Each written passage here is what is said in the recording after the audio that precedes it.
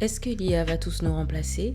Est-ce qu'on va tous devenir obsolètes? Ou est-ce qu'au contraire, l'intelligence artificielle pourrait être une chance incroyable pour ton business ou ta carrière? C'est la question qu'on va explorer ensemble, sans panique ni fantasme, juste avec une vision claire, stratégique, pour que tu comprennes comment surfer sur la vague plutôt que de la subir. Que tu sois salarié, entrepreneur, freelance, étudiant ou en reconversion professionnelle, ce sujet te concerne directement. Parce que l'IA n'est plus un sujet tech à la mode. C'est vraiment une question de positionnement professionnel aujourd'hui. Commençons d'abord par comprendre ce qui change réellement. C'est vrai, l'intelligence artificielle évolue à une vitesse folle. Chaque semaine, de nouveaux outils apparaissent. Chaque mois, de nouveaux usages émergent. Et dans ce rythme effréné, on peut facilement se sentir dépassé, largué, inutile, surtout si on ne vient pas du monde de la tech. Mais la vraie question, ce n'est pas est-ce que je vais être remplacé? C'est plutôt qu'est-ce que je dois apprendre, adapter ou renforcer pour rester utile, visible et impactant dans ce nouveau contexte. Tout d'abord, il faut sortir du mythe du remplacement total. L'IA ne va pas du jour au lendemain faire disparaître ton métier. Elle va plutôt modifier la manière dont ton métier s'exerce. En agissant sur les outils que tu utilises, le temps que tu passes sur certaines tâches, les attentes des recruteurs ou des clients et les critères qui feront la différence entre un profil moyen et un profil incontournable sur le marché du travail. Par exemple, si tu es dans le marketing, les campagnes se font aujourd'hui avec des outils d'IA générative. Mais on va attendre de toi en tant qu'expert d'être capable de déployer une capacité stratégique plus fine. Si tu es dans le domaine des ressources humaines, l'analyse des CV aujourd'hui est de plus en plus automatisée par IA. Mais on attend de toi un vrai discernement humain et une qualité relationnelle forte. En clair, l'IA te remplace là où tu n'apportes pas ou peu de valeur, et elle te permet de t'élever dans des domaines où tu peux faire une véritable différence. Autre point important, tu n'as pas besoin d'être ingénieur IA, spécialiste IA. Tout ce que tu as à comprendre, c'est ce que l'IA peut faire et ne peut pas faire dans ton métier. Connaître les outils clés qui émergent dans ton secteur et être capable de les tester, de les évaluer, de les intégrer intelligemment à ton quotidien professionnel. Ton objectif, développer ta capacité d'adaptation et ta pertinence sur le marché du travail. Dans un marché qui change aussi vite, les compétences techniques seules ne suffisent plus. Ce qui fait la différence aujourd'hui, c'est ta capacité à t'adapter rapidement, à apprendre et à remettre en question tes automatismes. Et la bonne nouvelle, c'est que tu peux t'entraîner, tu peux toujours apprendre, évoluer, et tu n'as pas besoin de tout maîtriser d'un coup. Mais chaque semaine où tu te formes un peu dans ton domaine, où tu testes un outil, où tu observes ce qui se passe, tu deviens de plus en plus expert et donc attractif sur le marché du travail. 5 compétences à renforcer pour rester attractif. Maintenant que tu sais que l'IA transforme les métiers plus qu'elle ne les détruit, une question demeure. Comment concrètement on fait pour s'adapter, pour ne pas se laisser distancer? Eh bien, la réponse tient en 5 compétences. Elle demande d'être stratégique dans ton développement personnel et professionnel. Voici 5 leviers que tu peux activer dès maintenant. Premier levier, comprendre l'IA. Je le disais précédemment, tu n'as pas besoin de savoir coder. En revanche, ce que tu dois savoir et comprendre, c'est ce que font les IA grand public comme ChatGPT, Midjourney, Leonardo AI, etc. Et surtout comment elles sont utilisées spécifiquement dans ton secteur. Ce que tu dois développer ici, c'est une culture de base.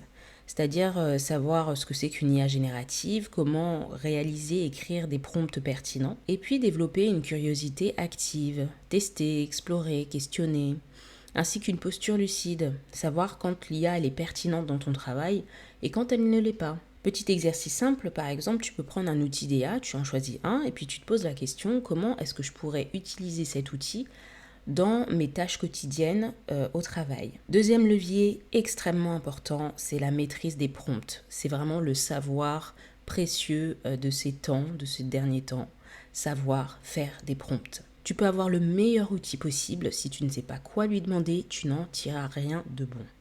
Et le prompt, donc la requête que tu fais à l'IA, c'est vraiment la nouvelle compétence linguistique du 21e siècle. Ce que tu dois donc apprendre, c'est à formuler une demande claire, structurée, contextualisée, savoir donner des exemples, des contraintes, un ton spécifique, savoir aussi affiner, corriger, itérer pour obtenir ce que tu veux vraiment et un résultat satisfaisant. C'est un peu comme apprendre à utiliser une nouvelle machine.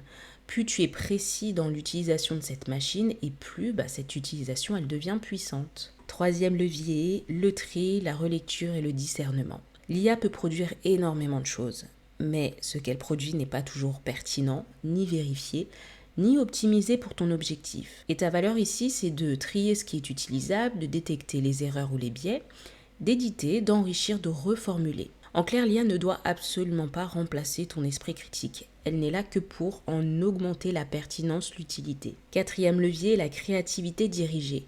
L'IA ne tue pas la créativité, elle élargit ton terrain de jeu. Tu peux t'en servir pour générer des idées, affiner, explorer des nouveaux formats, trouver des angles originaux à tester.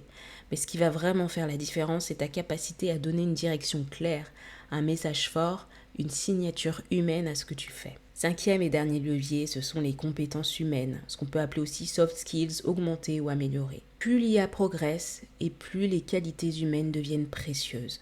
Et d'ailleurs, on le voit dans le marché du travail, ce que les recruteurs, les clients recherchent le plus. Ce sont des personnes qui savent collaborer, expliquer, transmettre, écouter, gérer aussi les émotions, les tensions, les enjeux humains. Et ça, c'est pas quelque chose que l'IA est capable de faire, en tout cas aujourd'hui, à l'heure où j'enregistre ce podcast. Donc c'est à toi, en tant qu'expert dans ton marché, de pouvoir apporter ça, et c'est en ça que tu es irremplaçable. En clair, ces 5 compétences que je viens de te citer ne demandent pas de révolution dans ta vie. Elles demandent simplement de t'adapter, de te former, de gagner en expertise un pas après l'autre. Et chaque progrès, même minime, va te rendre beaucoup plus fluide, plus agile, plus attractif sur ton marché. Se repositionner avec lucidité. Alors à ce stade du podcast, tu sais que le monde change. Tu sais aussi quelles compétences développer pour ne pas subir cette transformation. Mais il reste une chose importante. C'est le repositionnement. Te repositionner. C'est-à-dire revoir ton profil à la lumière de ce que le marché attend maintenant de toi. Et ça, c'est une démarche stratégique pour devenir ou rester visible, crédible et attractif dans son domaine. Pour ça, pose-toi les bonnes questions. Commence par te demander quelle est ma vraie valeur ajoutée aujourd'hui ?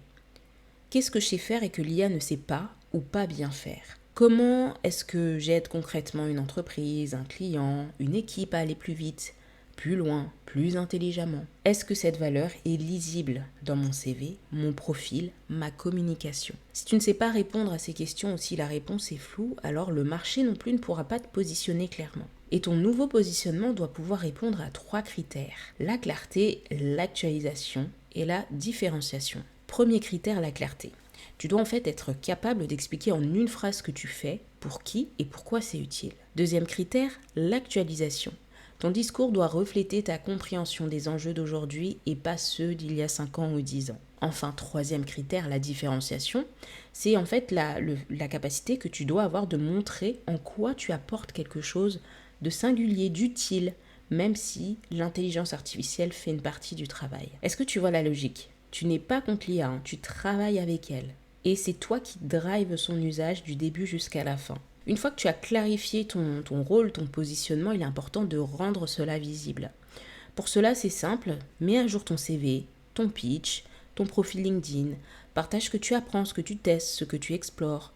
Prends la parole aussi. Le marché fait plus confiance à quelqu'un qui s'exprime sur des sujets qui concernent son domaine, qui réfléchit, qui partage des positions, plutôt que quelqu'un qui est discret, qui parle pas, qui communique pas. Et ce que tu vas montrer à travers cela, c'est ta capacité aussi d'évolution et d'apprentissage.